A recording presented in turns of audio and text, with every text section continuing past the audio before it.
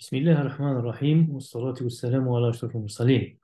Mes chers étudiants, nous allons commencer aujourd'hui une série de présentations sur un sujet aussi important concernant la dynamique des structures pour les ingénieurs de génie civil ou bien les masters de génie civil. La dynamique des structures reste un domaine très important dans la conception et l'étude des structures de façon générale.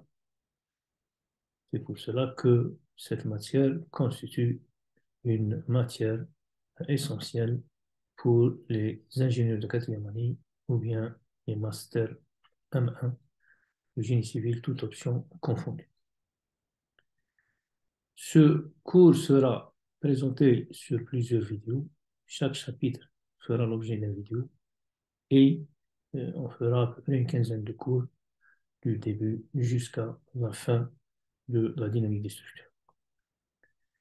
L'objectif de ce cours est d'aider ces futurs ingénieurs et masterons à poser les différentes équations régissant un problème de dynamique des structures en général en considérant un milieu continu. On espère qu'à la fin de ce cours, que les étudiants seront capables de pouvoir définir les équations de mouvement d'une façon plus ou moins exacte concernant les systèmes à un seul degré de liberté soumis à des forces dynamiques différentes, de la plus simple jusqu'à la plus compliquée. De pouvoir résoudre ces équations en choisissant une des méthodes disponibles dans la littérature, et ceci en fonction de la fonction d'excitation de type quelconque ou bien de type spécifique. Afin de pouvoir déterminer une réponse dynamique qui varie dans le temps, celle qui nous intéresse le plus dans tout calcul dynamique, et plus précisément, on cherche le maximum de ces réponses, puisque ce maximum sera utile dans la conception parasismique. Enfin, on essaye de généraliser ce qu'on a vu dans les systèmes à un seul degré de liberté, on essaie de le généraliser pour les systèmes à plusieurs degrés de liberté, comme ça on sera près de la réalité. On redéfinira donc les équations des systèmes à plusieurs degrés de liberté et on essaie de les résoudre par les méthodes disponibles. En dernière partie, on fera donc une grande introduction, initiation à la conception parasismique. On parlera des règles parasismiques algériennes plus ou moins de façon détaillée, et des règles pour les bâtiments et des règles parasismiques algériennes pour les ouvrages d'art. Le cours sera donc divisé en trois grandes parties. La première partie concerne les systèmes à un seul degré de liberté, où on va donner beaucoup d'importance à cette partie-là, puisqu'elle sera la base de toute la dynamique des structures. Puis on parlera des systèmes à plusieurs degrés de liberté, en deuxième partie. Et en troisième partie, on parlera de la conception parasimique. Dans la première partie, après cette introduction d'aujourd'hui, on va voir un petit peu les objectifs de la dynamique des structures, pourquoi on la prend en charge, quels sont les différents types de chargements, quels sont les types de méthodes qu'on va utiliser. On va juste les citer, bien sûr, parce qu'on est dans l'introduction. Puis, en deuxième partie, on passera donc à la formulation des équations du mouvement des systèmes à un seul degré de liberté par les différentes méthodes disponibles en littérature, que ce soit la méthode basée sur l'équilibre, la méthode basée sur un principe variationnel ou bien la méthode euh, basée sur un principe de résiduel. Enfin, donc, on va voir comment modéliser les rigidités des systèmes à un seul degré de liberté en fonction et on finira donc par un résumé par rapport au comportement des structures à un seul degré de liberté.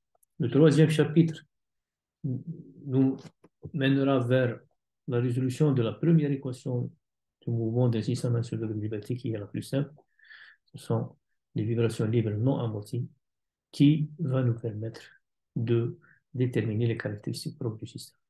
Puis, les vibrations libres amorties pour définir les paramètres ou bien les caractéristiques amorties du système. Quatrième chapitre, on va rentrer dans la phase forcée où le système sera soumis donc à une force d'excitation, c'est-à-dire que le deuxième terme de l'équation différentielle sera différent de 0. Dans ce cas, donc, on verra plusieurs types de forces selon l'importance. On passera d'abord par la force simple, qui est une force harmonique de type sinus ou cosinus. On va voir quelles sont les réponses mathématiques des équations différentielles par rapport à ces forces. Et on profitera pour présenter quelques applications pratiques concernant des instruments qu'on utilise pour la mesure générale de l'excitation ou bien la mesure de l'amortissement. On passera par la suite par une force de type périodique, une force de type échelon ou bien une force de type impulsif. Chaque cas, donc, on va voir comment calculer la réponse mathématique due à ces forces-là. Et en sixième chapitre, on généralisera donc et on passera à une force quelconque pour pouvoir introduire les méthodes existantes pour résoudre un problème à un seul degré de liberté soumis à une force d'excitation quelconque. Entre autres, donc, on va détailler les deux grandes méthodes qui sont la méthode d'intégrale de UML et la méthode donc d'intégration directe par rapport, appelée par rapport pour la résolution des systèmes à un seul degré de liberté. On terminera cette première partie par parler de ce qu'on appelle la notion de spectre de réponse. J'ai dit tout à l'heure que, en général, en dynamique des structures, on s'intéresse beaucoup plus à la valeur maximale. C'est elle qui nous intéresse pour pouvoir euh, combiner l'effet du déplacement dynamique maximal avec l'effet du déplacement statique. On les combine pour pouvoir concevoir une structure. Vous savez que les règles en général de béton armé font une combinaison entre les effets des charges permanentes, des surcharges, de la dynamique, du vent, etc., selon des coefficients qui peuvent être utilisés pour déterminer la sollicitation globale à laquelle une structure est soumise. Et bien sûr, ce qui nous intéresse dans ces valeurs-là, c'est les valeurs maximales. C'est pour ça que on passera par ce chapitre qui nous paraît intéressant puisqu'on va utiliser ce qu'on appelle des spectres de réponse qui s'intéressent beaucoup plus aux valeurs maximales. Ces spectres de réponse peuvent être de type déplacement, de type pseudo-vitesse ou bien de type pseudo-accélération. Ce sont ces spectres qui sont utilisés dans la réglementation parasismique, que ce soit sous forme de spectres normalisés, de calcul ou bien réglementaires. Ceci donc fera la fin de la première partie concernant la dynamique des systèmes à un seul degré de liberté. On passera en deuxième partie donc au système à plusieurs degrés de liberté et on va extrapoler ce qu'on a vu dans les systèmes à un seul degré de liberté pour les systèmes à plusieurs degrés de liberté. Donc, sachant qu'en principe, donc, il faut voir les choses comme ceci, qu'un système à plusieurs degrés de liberté, c'est une somme plus ou moins de systèmes, de plusieurs systèmes à un seul degré de liberté. Donc, si on parle de ce principe-là, il faut que cette somme soit identifiée et qu'on puisse calculer chaque système tout seul, chaque degré de liberté tout seul, puis faire une sommation. Bon, bien sûr, la sommation ne sera pas une sommation algébrique directe, mais une certaine combinaison pour pouvoir arriver au système à plusieurs degrés de liberté. Donc, on parlera des formulations, donc des équations au début d'un système à plusieurs degrés de liberté qui va être donc une notation matricielle puisqu'il y a plusieurs degrés de liberté. Et puis, on va essayer de voir un petit peu comment définir les matrices importantes dans l'analyse dynamique qui sont la masse, l'amortissement et la résistance. En deuxième chapitre de cette partie-là, on va s'intéresser au mouvement librement amorti pour déterminer les caractéristiques propres du système. Et là, donc, on passera par une analyse d'un problème propre pour pouvoir calculer les fréquences et les modes propres d'une structure à plusieurs degrés de liberté. Puis donc, on passera un chapitre peut-être qui est intéressant pour les numériciens. On va consacrer tout un chapitre pour parler des méthodes numériques pour la résolution des systèmes propres et la détermination des fréquences et modes propres d'opération. Bon, ce chapitre-là est beaucoup plus détaillé pour, j'ai dit, les numériciens. Le quatrième chapitre de cette partie-là, on passera donc à la résolution des problèmes, des systèmes à plusieurs degrés de liberté soumis à une excitation quelconque. Et là, on profite de ce qu'on a vu, les systèmes à un seul degré de liberté, on va essayer de les appliquer ici euh, par des méthodes qui sont plus ou moins universelles et très utilisées. Entre autres, donc les deux grandes méthodes qui sont la méthode de la superposition totale et la méthode par pas numérique. La première, donc, repose sur une décomposition de mode pour pouvoir vraiment décomposer un système à plusieurs degrés de liberté en un système en plusieurs systèmes à un seul degré de liberté. Et la deuxième est une méthode d'intégration directe pas à pas qui est numérique et qui est programmable. Enfin, dans cette partie-là, bien sûr, on s'intéresse à là où c'est l'excitation du support qui nous intéresse et là où on essaye de déterminer une valeur maximale d'une structure à plusieurs degrés de liberté soumise à une excitation du support.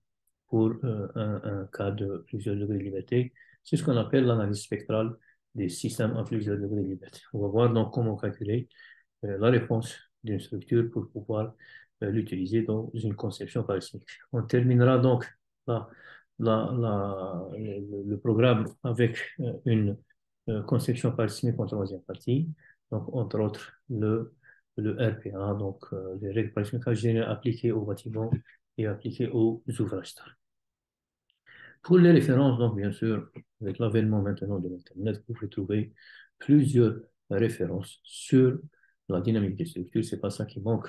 Vous pouvez euh, quand même consulter certaines références de base qui constituent un petit peu la base de travail de dynamique des structures. Je fais allusion à ce que l'a fait Pension, donc il reste des références importantes, dynamique des structures, Pecker, dynamique des structures et des ouvrages, le PAS et les donc Structural Dynamics. Et enfin, je me suis basé sur un cours qu'on a pris il y a à peu près une quarantaine d'années concernant Earthquake Engineering, donc à l'Université d'Ottawa. Voilà, donc ça c'est une introduction pour dire ce que c'est les objectifs de ce cours-là. J'espère qu'on aura euh, la possibilité donc de parcourir tous ces chapitres-là et j'espère que vous aurez euh, cette possibilité-là pour enrichir un petit peu vos connaissances concernant la dynamique des structures. Alors, tout d'abord, quels sont les objectifs de la dynamique des structures? Quand on dit dynamique des structures, bien sûr, la dynamique des structures, elle fait partie de la mécanique des structures. C'est une grande partie de la mécanique des structures. La statique des structures est une partie de la dynamique des structures. Donc, comme vous êtes habitué un petit peu à la statique des structures, on va essayer de faire des comparaisons au fur et à mesure pour avoir une idée sur la dynamique des structures. Donc, une dynamique des structures, c'est simplement l'étude des contraintes et déplacements d'une structure soumise à un changement dynamique. C'est quoi un changement dynamique? C'est ça le point le plus important. Un changement dynamique est un changement dont l'intensité, la direction et le point d'application changent et varient dans le temps. C'est très important. Donc, on n'aura plus une valeur du changement, et on aura une série de valeurs qui peuvent changer d'intensité, de position et même de direction. C'est ça qui fait, je ne dirais pas la complexité, mais c'est ça qui fait la spécificité de la dynamique des structures. Et donc, ce qu'on cherche par la suite, on cherche une réponse. Comme on a l'habitude de le faire en statique, on cherche un déplacement, une contrainte, un moment de transition, etc. Sauf que maintenant, on cherche ces paramètres-là et ces variables, on les cherche en fonction du temps. Mais ça sera donc des déplacements, des contraintes, des accélérations, des moments fléchissants, des efforts tranchants qui varient dans le temps. Et ça, bien sûr, a une importance puisque réellement, on va tracer des graphes de variation dans le temps. Donc, ce n'est pas comme la statique où la valeur qu'on cherche est une valeur unique, c'est une valeur fixe qui ne varie pas dans le temps. Et c'est cette valeur-là, généralement la valeur maximale, qui nous intéresse dans la statique pour pouvoir l'utiliser dans la conception. D'habitude, donc, on fait la séparation entre les valeurs statiques et les valeurs dynamiques, tout simplement. j'ai dit, en général, dans les règles et les codes de béton armé, on fait une conception par rapport à une combinaison. On parle en général de 1,5 G, 1,35 G plus 1,5 E, plus ou moins E, plus ou moins 1,2 E, plus ou moins 0,8 E dans les différentes combinaisons de béton armé. Et là, on a besoin de combiner la partie statique, qui sont les charges permanentes et les surcharges, la partie dynamique, qui sont earthquake, la partie vent, et ainsi de suite. Donc, il faut séparer ces composantes-là pour avoir donc par la suite une possibilité de combiner leurs effets pour pouvoir déterminer les déplacements de chaque effet par la suite. Donc, on parle de l'effet du premier ordre, l'effet du second ordre, bien sûr, pour tenir compte de la partie dynamique. Alors, euh, rapidement, donc, quelles sont les différences entre un problème dynamique et un problème statique? Dans un problème dynamique, les forces internes sont équilibrées non seulement par les forces externes, mais aussi par les forces d'inertie engendrées par l'accélération. Donc, quand on dit dynamique, on dit il y a le temps. Quand on dit temps, il y a une vitesse. Quand on dit vitesse, il y a une accélération. Et quand on dit une accélération, bien sûr, avec la présence de la masse, ça va nous engendrer une force d'inertie. Ça, c'est très important. Donc, en dynamique des structures, et il y a cette apparition de cette force d'inertie qui va s'ajouter pour pouvoir équilibrer nos forces. Par contre, en problème statique, les contraintes internes sont dues aux forces extérieures. Donc, il y a juste un équilibre entre la distribution des contraintes et les forces extérieures, que ce soit de volume ou bien de surface. En dynamique, donc, comme j'ai dit tout à l'heure, la solution est obtenue pour toutes les valeurs du temps qui nous concernent. Donc, si on veut une réponse de 0 à 5 secondes, on va calculer donc cette réponse par rapport au temps. Par contre, en problème statique, donc, on a une seule valeur, c'est une solution unique. Ces deux figures donc un aperçu sur le chargement appliqué, donc pour avoir une idée sur ce que c'est les forces statiques et les forces dynamiques, que ce soit dans le cadre d'un pendule ou bien dans le cadre donc d'une poutre. Donc on voit toujours l'apparition du temps et la variation dans le temps, puis l'apparition de la force inertie donc par rapport à ce temps. Alors, mais il n'y a pas que le temps. Il faut dire que quand même, il y a aussi les forces d'inertie. Elles sont significatives. D'accord? Donc, on donne un exemple et un cas particulier. Si vraiment la vitesse de chargement est lentement variable, l'accélération est faible et les forces initiales ne sont plus significatives. Donc, même s'il y a un temps ici, on voit que la force d'inertie n'est pas aussi importante. Donc, il n'y a pas que la force d'inertie, il n'y a pas que le temps. Il faut vraiment que cette force d'inertie s'impose pour qu'elle puisse participer à l'équilibre de nos forces. On distingue alors le phénomène dynamique. On distingue quatre cas possibles, si vous voulez, dans dans le mode de comportement. Le phénomène dynamique, donc, on le trouve, par exemple, dans le cas de chute d'un missile, où la force d'inertie est très importante. Là, donc, on passe vraiment à un problème dynamique. On va tenir compte du temps et de la force d'inertie. En problème dynamique alterné, c'est le cas des machines vibrantes posées sur une structure ou le cas d'un séisme imposé. Donc là, la force d'excitation extérieure qui excite la structure, elle varie rapidement et de façon croissante, puis décroissante. On a donc le troisième, c'est le phénomène cyclique. Par exemple, l'action de la houle sur une plateforme offshore.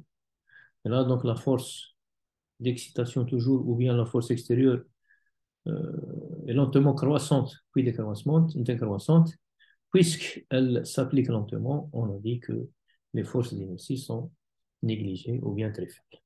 Et puis, dans le cyclique, tout le monde le connaît, on l'utilise dans l'étude de la fatigue. Par exemple, dans le cas des chargements et déchargements, ça nous fait donc un phénomène cyclique. Le phénomène quasi-statique monotone, là, donc, la charge est vraiment lentement croissante. Et là, donc, la même chose, on évite, on néglige un petit peu les forces d'inertie. Donc, on l'appelle quasi-statique. Il s'approche de la statique d'une façon générale. Cette figure-là, elle nous montre, si vous voulez, cette figure-là, elle nous montre la différence entre le quasi-statique et le dynamique. Donc, on voit très bien que si on a un clou et on veut donc le frapper avec un marteau, il y a deux possibilités. Soit on frappe lentement, soit on frappe d'une façon directe, donc de façon vraiment forte, où la force d'inertie est importante. Si on le frappe lentement, donc il y a un risque d'instabilité du clou et il ne rentre pas. Donc il ne va pas rentrer et ça c'est dû à la faiblesse de la force d'inertie qui ne peut pas équilibrer la force de stabilité. Là, c'est pour ça qu'on l'appelle le quasi-statique. Par contre, si on le frappe d'une façon très importante, la force d'inertie va être importante. Elle va équilibrer l'effet de la stabilité et le clou va rentrer directement. C'est pour ça que vous voyez les gens, surtout les menuisiers, quand ils frappent sur un clou dans le bois, ils le frappent donc de façon sec et forte. Et ça, une deuxième figure, donc c'est une figure concernant un changement cyclique. Il est connu, donc, comme je dis, il y a les parties caressantes et les parties décarescentes de ce changement. Alors, quels sont les types de changements qu'on va utiliser en dynamique des structures? En fait, les changements vont être, euh, si vous voulez, classés en deux grandes catégories, les changements déterministes et les changements aléatoires. Dans les changements déterministes, on va trouver les changements périodiques et les changements non périodiques. Et dans les changements aléatoires, on va changer de parler des changements stationnaires et non stationnaires. On va un petit peu détailler ces définitions-là pour avoir une idée sur cette force excitatrice qui est la base, si vous voulez, de la dynamique des structures, puisqu'elle a une allure un peu spécifique.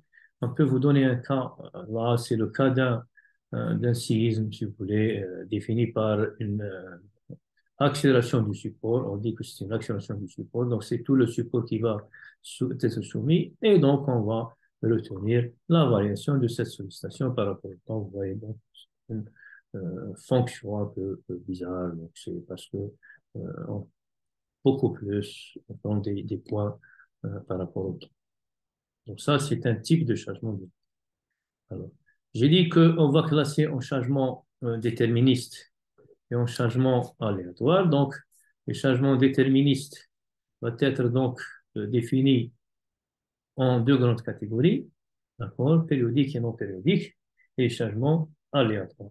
Les changements déterministes, ce sont des changements dont la valeur est connue en général, surtout dont sa variation par rapport au temps et par rapport à l'espace sont connues. C'est des fonctions P de t qui généralement ont une formulation mathématique un peu connue. Lorsqu'on a ce type de changement, donc vous voyez que la résolution des équations différentielles mathématiquement sera un peu plus simple. Par contre, tout ce qui est aléatoire et non déterministe, là, ce n'est pas quelque chose qui est connu, c'est du non déterministe. Et là, donc, on se réfère beaucoup plus à des valeurs, par exemple, moyennes, statistiques, et ainsi de suite. Donc, ça, les cas de trafic ferroviaire, routier, le vent, etc. Dans les changements déterministes, on trouve les périodiques. Dans les périodiques, on trouve tout ce qui est harmonique. Donc, qui dit périodique, bien sûr, ça se répète dans le temps, suivant une période bien définie. Donc, chaque t, vous aurez la même fonction qui se répète. Si cette fonction est de type sinus ou cosinus, on dit que le changement est périodique harmonique. Donc, on le trouve ici. Ça, c'est la fonction, si vous voulez, cosinus. Pardon, donc ça, c'est la fonction sinus. Et ça, c'est la fonction sinus qui commence par la valeur maximale. Dans une fonction harmonique, on a toujours une amplitude maximale et on a donc une fréquence ou bien une pulsation propre de la force d'excitation. Bien sûr, à ne pas coopérer avec la période ou bien la pulsation de la structure. Dans le déterministe, on a les périodiques non harmoniques ou anharmoniques. Par exemple, le cas d'un propulseur de navire. Dans ce type, donc, la fonction, elle se répète dans le temps. Vous voyez que donc, elle se répète dans le temps. Ici, jusqu'ici, elle se répète dans le temps, mais elle n'est pas forcément de type sinus ou cosinus. Donc, si elle se répète, ça veut dire qu'elle est périodique. Et bien sûr, elle a une forme quelconque dans la période T. Ça, c'est, si vous voulez, c'est ça la période T. Donc, c'est la partie où, vraiment, ça se répète. Deuxième type de changement, donc, c'est le changement déterministe non périodique. Non périodique, ça veut dire qu'il ne se répète pas dans le temps. Hein. Un son de type impulsif, impulsif qui disent vraiment un choc, un son très rapide, donc c'est un choc de durée très faible par rapport à la période propre, et il n'est pas périodique, donc il ne se reproduit pas à l'identique. Ce type de changement, puisqu'il est déterministe, il est défini par sa variation dans le temps, donc si vous voulez, donc euh, celui-là, donc d'une façon générale. Vous voyez que ça ne se répète pas, et puis vous voyez donc que c'est une choc par rapport à un bâtiment, donc quelconque. Deuxième type de déterminisme, c'est les non périodiques. Dans les non périodiques, on a les entretenus. C'est le cas d'un séisme où l'accélération du sol est connue de façon déterministe. Là, on connaît la variation parce qu'on l'a mesurée pendant un certain, donc on l'a mesurée, si vous voulez, d'une façon directe à partir d'un instrument de mesure. Et on a trouvé donc une courbe. Ceci donc peut nous donner ce qu'on appelle une charge non périodique entretenue. On voit que cette charge, c'est la somme ou bien la succession de plusieurs impulsions de reproduire. Donc, c'est vraiment, si on prend plusieurs impulsions, ça va être un séisme ou bien une excitation ou bien une accélération du son. Deuxième type, donc, c'est l'aléatoire. Et le nom déterministe, j'ai dit l'aléatoire, c'est des changements qui ne sont pas connus, ou bien dont les données sont. C'est le cas du trafic ferroviaire ou routier, le vent, les stationnaires ou non stationnaires. Ils ne sont pas connus de façon déterministe. Ils sont généralement définis par leur valeur moyenne. Le plus souvent, on utilise la densité spectrale de puissance comme paramètre pour définir ce type de changement. Et là, on rentre dans le domaine de la dynamique stochastique, qui n'est pas l'objectif de ce cours. Donc, vous aurez l'occasion, si vous voulez, d'aller vers ce type de dynamique pour pouvoir traiter ce type de changement. Voilà, donc ça, c'est les types de changement, comme j'ai dit, déterministes et aléatoires. Alors, il y a un cas particulier qui intéresse beaucoup plus les ingénieurs de génie civil, c'est le cas où la sollicitation du support. Bien sûr, une sollicitation du support pour nous, c'est beaucoup plus un séisme. Donc, si je prends ce Y seconde qui représente une accélération du sol ou bien du support, c'est parce que cette accélération est venue de très loin de l'intérieur de la Terre, donc vraiment à partir donc d'une rupture solution dans le manteau terrestre, donnant naissance à des ondes qui se propagent dans le milieu et atteignent la surface du sol, qui se manifestent par des vibrations dans les trois directions de l'espace. Donc vraiment, cette accélération vient de loin et va frapper au niveau de la surface de la Terre, va frapper notre structure. C'est ça qui constitue, si vous voulez, le parasismique ou bien la conception parasismique. C'est lorsque notre structure est soumise à une excitation. Ah, bien sûr, cette excitation vient du séisme et vous savez qu'une de nos tâches en tant que génie civil, c'est de construire antisismique.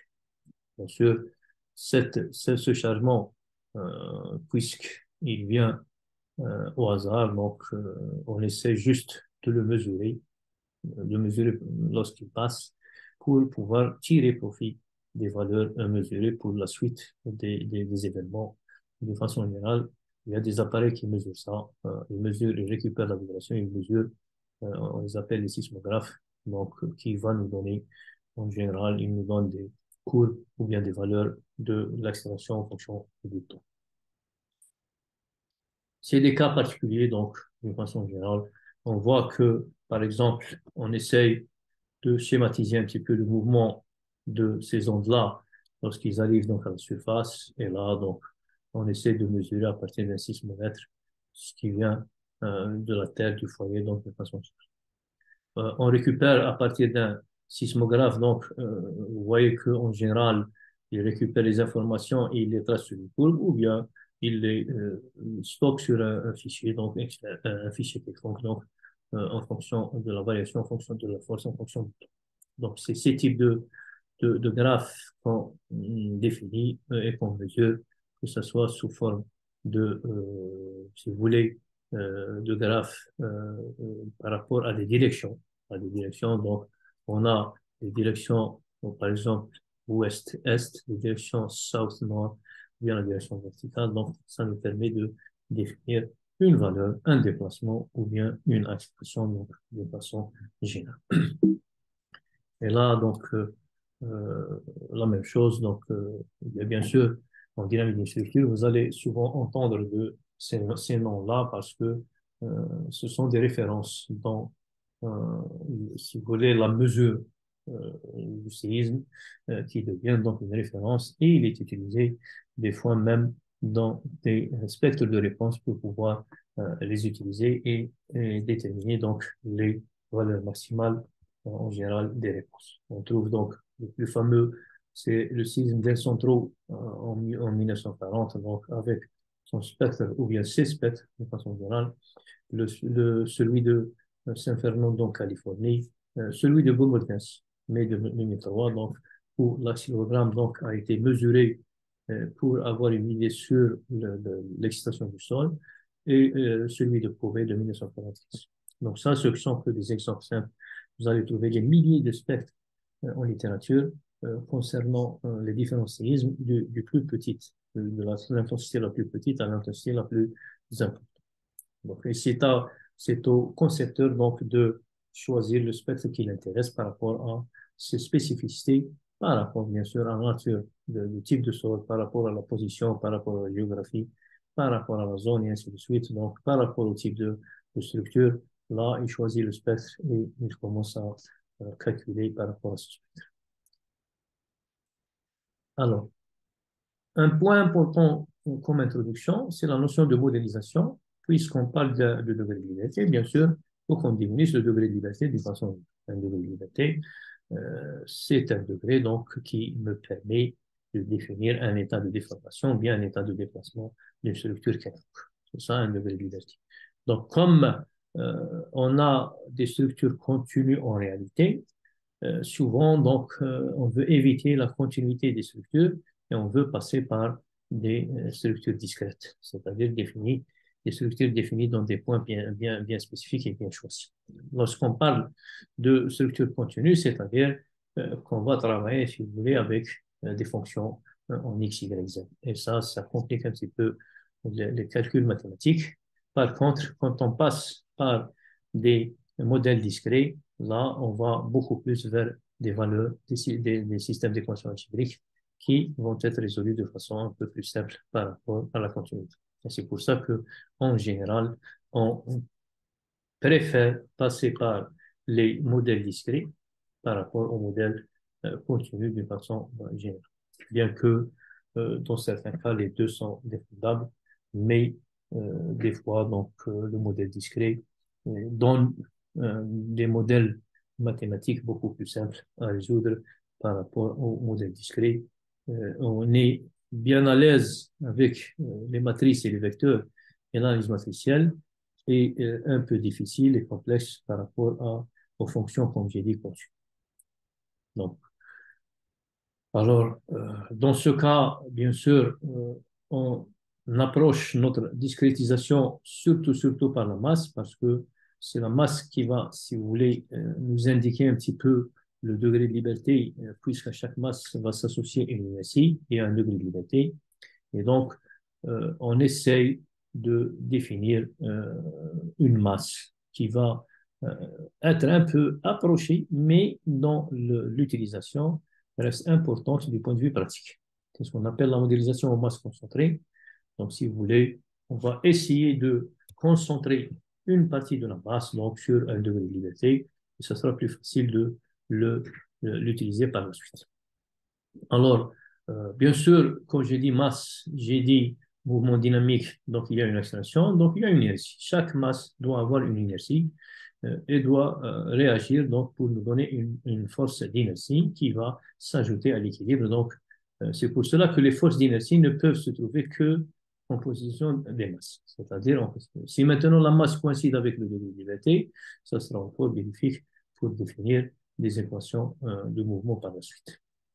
Donc, lorsqu'on passe à la discrétisation, bien sûr, tout ce qui nous intéresse, c'est dans la dans le degré de liberté, et on va se trouver beaucoup plus au niveau du degré de liberté, c'est-à-dire on va déterminer les déplacements, les accélérations, les vitesses au niveau de ces degrés de liberté, que ce soit pour le put ou que ce soit pour un portique donc à plusieurs étages. On va voir ce type de portique lorsqu'on passe d'un portique réel à un portique à console, donc où où les masses sont concentrées au niveau des étages. Il y a des hypothèses, on va les voir au fur et à mesure.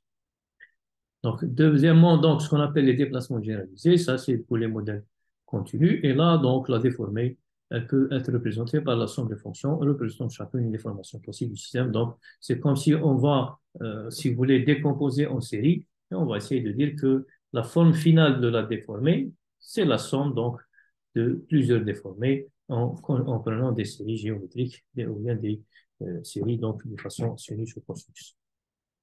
Ça, c'est ce qu'on appelle les déplacements généralisés.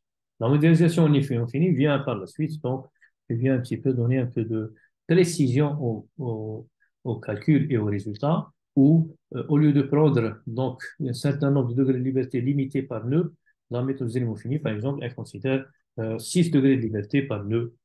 Et là, c'est vraiment le cas le plus général, où on prend les trois déplacements donc, dans les trois directions, si vous voulez, les trois déplacements et les trois rotations donc autour de ces axes, ça nous fera donc 6 degrés de liberté. Et là, donc, c'est vraiment le cas le plus général.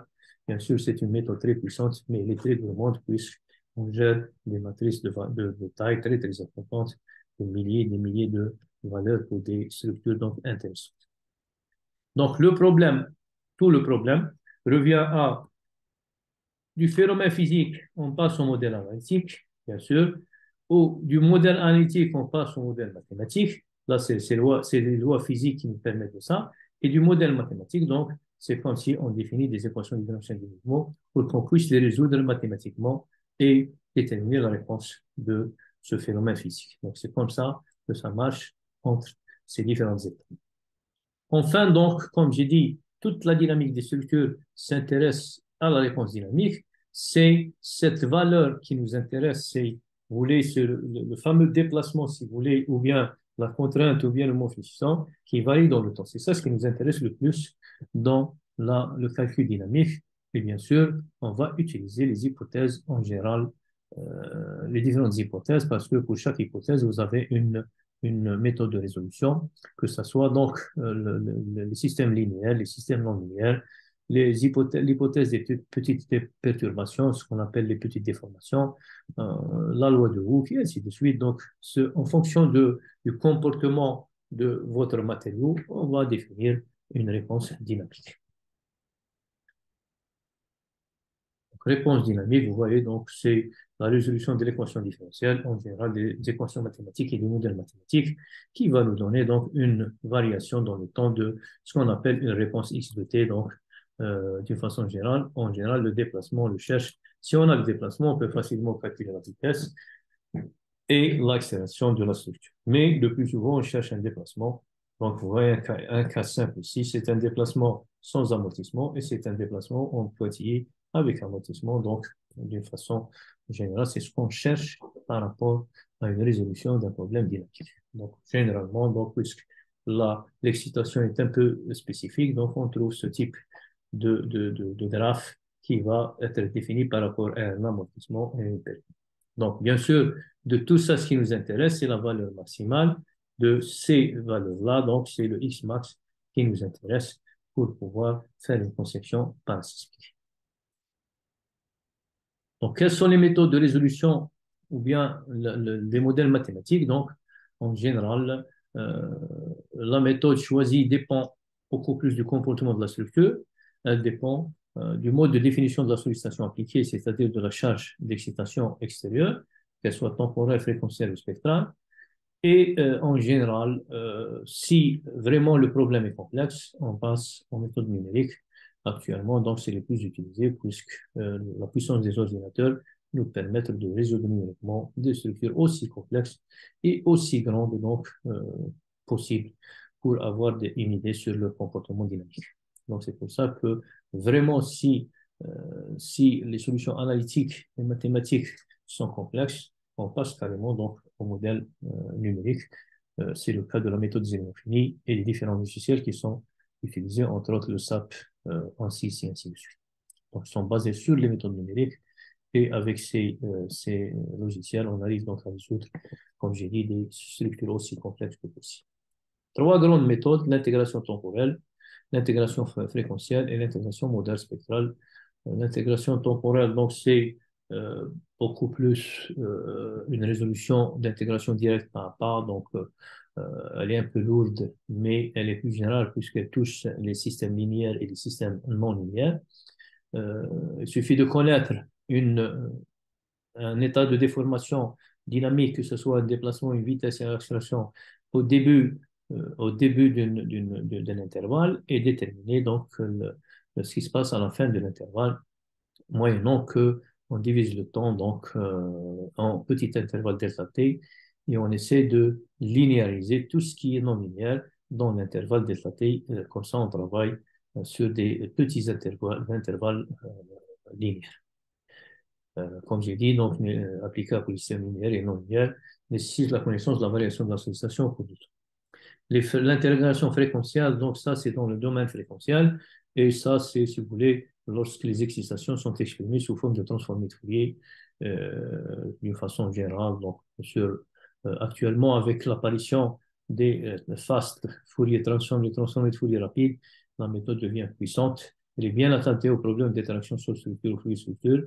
Elle est fondamentale pour la dynamique stochastique d'une façon générale, puisque le T sera défini en série de Fourier. Bien entendu. Enfin, donc l'intégration modèle spectrale, là, c'est une méthode qui est très utilisée en dynamique de structure, qui permet de décomposer, si vous voulez, un ensemble de degrés de liberté, de décomposer donc en une somme de systèmes à un seul degré de liberté, en passant par, si vous voulez, une base de mode propre de vibration comme système de coordonnées générales. Là, on découple les équations du mouvement, puisque en général, dans un système à plusieurs degrés de liberté, on trouve des équations couplées. On va essayer de les découpler par ce mode-là, par cette méthode-là, pour pouvoir trouver une équation découplée où n est le nombre de degrés de liberté total de la structure. Avec ça, donc, quelques modes sont suffisants pour obtenir une bonne solution. Si on s'intéresse uniquement au maximum, la solution sera définie par son spectre de réponse. L'inconvénient de cette méthode, c'est qu'elle est utilisée uniquement pour les systèmes linéaires, donc elle ne peut pas être utilisée pour les systèmes non linéaires, à l'inverse de la méthode numérique par pas, qui, elle, pourra être utilisée système linéaire et système non linéaire. Voilà, donc, c'est la fin de ce chapitre d'une façon un peu directe pour introduire ce que c'est la dynamique de structure. Le prochain chapitre et la prochaine vidéo sera consacrée donc à la formulation des équations du mouvement d'un système à un seul degré de liberté. Je vous remercie donc de avoir suivi ceci et on se reverra donc à la deuxième vidéo donc, concernant les équations du mouvement d'un système à un seul degré de liberté. Merci.